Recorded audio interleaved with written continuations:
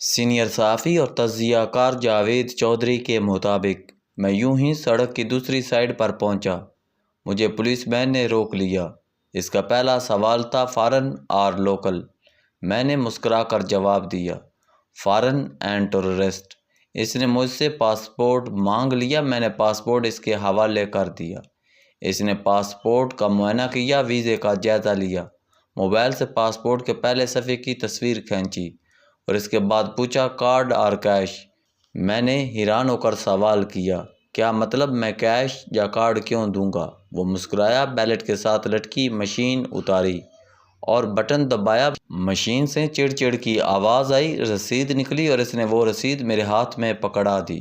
رسید پر جعلی حروف میں 45 یورو لکھا تھا۔ میں نے رسید دیکھی اور اس سے پوچھا، یہ رسید کس چیز کی ہے؟ اور دوسرا پولینڈ کی کرنسی زولوٹی ہے، لیکن تم نے رسید مجھے یورو میں دی، اس کی کیا وجہ ہے؟ اس نے مسکرا کر جواب دیا، تم نے سڑک غلط جگہ سے پار کی تھی۔ پولینڈ میں زیبرا کراسنگ کے علاوہ سڑک پار کرنا جرم ہے اور یہ اس کا جرمانہ ہے۔ دوسرا، لوکل شہریوں کو لوکل کرنسی میں جرمانہ ہوتا ہے اور فارنز کو یورو میں۔ میں نے گھبراہٹ سے کہا، مجھے اس رول کا پتہ نہیں تھا، میں صرف وزٹ کرنے کے لیے پولینڈ آیا ہوں۔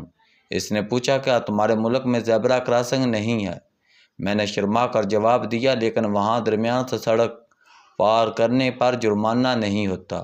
اس نے کہکا لگایا اور پھر بولا، پھر تم لوگوں کو زیبرا کراسنگ پر پیسہ ضائع کرنے کی کیا ضرورت تھی؟ وہ رکا اور بولا، تمہیں بہرحال جرمانہ ادا کرنا پڑے گا، ہمارا رول ہے۔ میں نے اس سے پوچھا، میں سیاح ہوں، فرض کرو میرے پاس جرمانے کی رقم نہیں ہے، تم پھر مجھ سے یہ رقم کیسے وصول کرو گے؟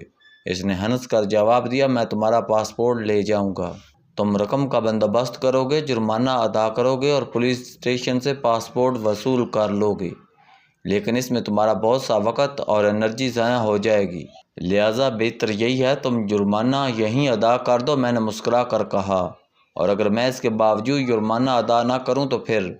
اس کا جواب تھا، ہم تمہیں ڈیفالٹر اور مجرم قرار دے دیں گے اور تم اس کے بعد ویزا حاصل کر سکو گے اور نہ یورپ آ سکو گے۔ وہ رکا اور اس کے بعد پوچھا، سر آپ کے پاس دو آپشن ہیں، جرمانہ ادا کریں یا پھر میں آپ کا پاسپورٹ تھانے جمع کرا دوں، آپ جلدی فیصلہ کریں۔ میں نے خاموشی سے کریڈٹ کارڈ اس کے حوالے کر دیا۔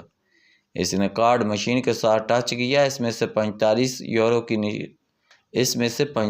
یوروز کی رسید نکلی۔ اس نے رسید اور پاسپورٹ دونوں میرے حوالے کیے، مجھے سلوٹ کیا اور روانہ ہو گیا۔ یہ واقعہ وارسا میں پیش آیا تھا۔ میں نے درمیان سے سڑک پار کر لی تھی اور پولیس مین نے مجھے روک کر ٹھیک ٹھاک جرمانہ ٹھوک دیا تھا۔ اس نوعیت کا دوسرا واقعہ سوئٹزر لینڈ میں بھی پیش آیا۔ میں نے جرمنی سے اپنے ایک دوست کی گاڑی لی اور ڈرائیو کرتا ہوا سوئٹزر لینڈ میں داخل ہو گیا۔ آدھی رات کا وقت تھا، سڑک خالی تھی، دور دور تک کوئی گاڑی نہیں تھی، تاہم میرے پیچھے ایک گاڑی آ رہی تھی۔ میں مد سے ڈرائیو کر رہا تھا، اچانک پچھلی گاڑی تیز ہوئی، مجھے کراس کیا، آگے نکلی اور سائرن کی آواز آنے لگی۔ مجھے لاؤڈ سپیکر کے ذریعے گاڑی سائڈ پر روکنے کا حکم دیا گیا۔ میرے پیچھے آنے والی گاڑی پولیس کی تھی اور وہ پچھلے 60-70 کلومیٹر سے میرا پیچھا کر رہی تھی۔ میں نے گاڑی سائڈ پر کھڑی کر دی۔ پولیس کار سے دو پولیس اہلکار نکلے، ایک پستول لے کر اپنی گاڑی کے پاس کھڑا ہو گیا جبکہ دوسرا میرے پاس آ گیا۔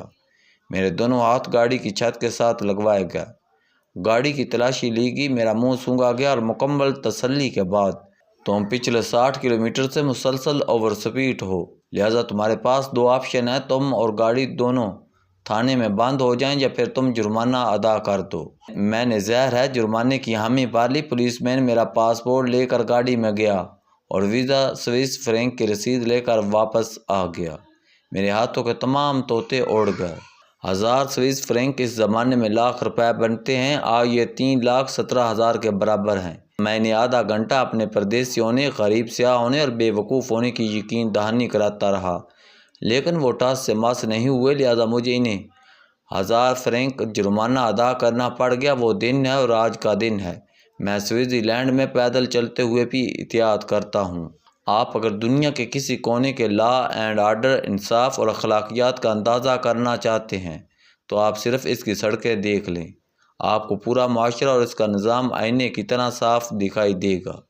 آپ یقین کریں ریاست سڑک سے سٹارٹ ہوتی ہے اور سڑک پر ہی ختم ہوتی ہے۔ اگر سڑکیں صاف ہیں، اگر ٹریفک قاعدے سے چل رہی ہے اور اگر لوگ سلیقے سے گاڑیاں چلا رہے ہیں تو پھر اس ملک کے عوام بھی مہذب ہے، قانون بھی سخت ہے، عدالتوں میں بھی انصاف ہے اور وہ ریاست بھی ہارڈ ہے۔ لیکن اگر آپ کو سڑکوں پر ڈسپلن، سلیقہ اور ٹریفک رولز کی پابندی نظر نہیں آتی تو پھر آپ کی آنکھیں بند کر کے اعلان کر دیں، یہ ریاست سافٹ بھی ہے اور نالائق بھی۔ میں 2 دنیا دیکھنے کے بعد اس نتیجے پر پہنچا ہوں، ہمارا ملک اول ریاست نہیں ہے، یہ صرف لوگوں کا ہجوم ہے۔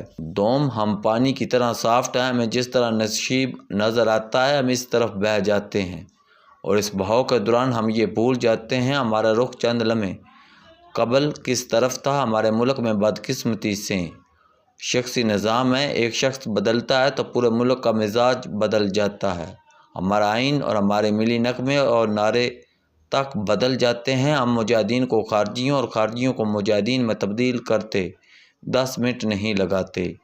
انڈیا کبھی ہمارا دشمن ہو جاتا ہے اور کبھی دوست۔ نواز شریف اور آصف علی زرداری کبھی سیکورٹی رسک بن جاتے ہیں اور کبھی ملک کے محافظ اور محب وطن، اور ہم کبھی عمران خان کو سرٹیفائیڈ صادق اور امین بنا دیتے ہیں اور کبھی اشتہاری۔ آپ ذرا ریاست کی سافٹ ڈریس ملاحظہ کیجئے، ہم کبھی اسے ریاست مدینہ بنا دیتے ہیں اور کبھی اسے جنرل مشرف کی ماڈریشن میں تبدیل کر دیتے ہیں۔ میں بہرحال ناقابل یقین حد تک پر امید شخص ہوں، لہٰذا پچھلے نعروں کی طرح اس بار بھی ریاست کے بیانیے پر یقین کر رہا ہوں۔ موجودہ army chief general Asim Munir ریاست کو ہارڈ اسٹیٹ بنانا چاہتے ہیں، میں ان پر بھی اسی طرح یقین کر رہا ہوں جس طرح میں نے جنرل باجوہ، جنرل مشرف اور جنرل ضیاء الحق پر کیا تھا۔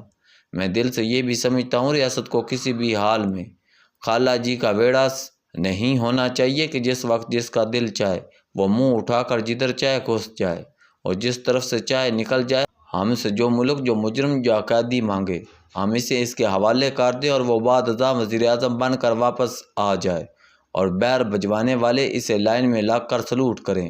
ہمیں ہارڈ اسٹیٹ ہونا چاہیے، لیکن جنرل صاحب یہ یاد رکھیں، ریاست سڑک سے سٹارٹ ہوتی ہے اور سڑک پر ختم ہوتی ہے، اور جس دن کوئی قوم ریاست کو سڑک پر ہارڈ کر لیتی ہے اس دن اس کی سرحدیں بھی ہارڈ ہو جاتی ہیں۔ لیکن بدقسمتی سے ہمارے ملک کی کوئی سڑک ہارڈ نہیں ہے، لہٰذا ہم سر تا پا سافٹ ہیں، لہٰذا ہم زیادہ نہ کریں، ہم بس 20 کلومیٹر اور 20 لاکھ لوگوں کو شہر اسلام آباد کو ہارڈ اسٹیٹ کا پائلٹ پروجیکٹ بنا لیں۔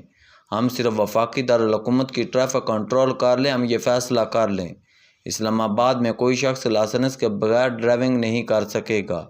ڈرائیونگ لائسنس شناختی کارڈ سے منسلک ہوگا اور یہ پوائنٹ بیس ہوگا۔ ٹریفک رولز کی خلاف ورزی سے پوائنٹس ڈاؤن ہوتے چلے جائیں گے اور یوں آخر میں شناختی کارڈ، پاسپورٹ اور بینک اکاؤنٹس بلاک ہو جائیں گے اور مجرم پراپرٹی خرید سکے گا اور نہ نوکری کر سکے گا۔ اسلام آباد میں کوئی موٹر سائیکل سوار اور اس کے پیچھے بیٹھا ساتھی ہیلمٹ کے بغیر نہیں ہوگا۔ کسی موٹر سائیکل پر تیسری سواری نظر نہیں آئے گی، اور اگر آئے گی تو تینوں 6 ماہ جیل میں گزاریں گے اور ان سے جیل میں رہائش کا کرایہ بھی وصول کیا جائے گا۔ تمام سڑکوں پر ٹریفک کیمرے لگے ہوں گے۔ اوور سپیڈنگ کا جرمانہ 20,000 روپے سے سٹارٹ ہوگا۔ شہر میں 20 سال پرانی گاڑیاں نہیں چل سکیں گی۔ گاڑیوں کا مینٹیننس سرٹیفکیٹ اور انشورنس لازم ہوگی، اس میں سے کسی سے کوئی رعایت نہیں کی جائے گی۔ دھواں پھینکنے والی گاڑی تیسری وارننگ کے بعد ہمیشہ کے لیے ضبط کر لی جائے گی اور زیبرا کراسنگ کے علاوہ کسی دوسری جگہ سے سڑک کراس کرنے والوں کو کم از کم 5,000 روپے جرمانہ کیا جائے اور تیسری مرتبہ جرمانہ دہرانے پر قید یا سال بھر کے لیے شناختی کارڈ ضبط کر لیا جائے۔ آپ یقین کریں 2 سال میں اسلام آباد ہارڈ سٹی بن جائے گا، اور جس دن یہ شہر ہارڈ سٹی بن گیا اس دن پوری ریاست ہارڈ اسٹیٹ بننا شروع ہو جائے گی۔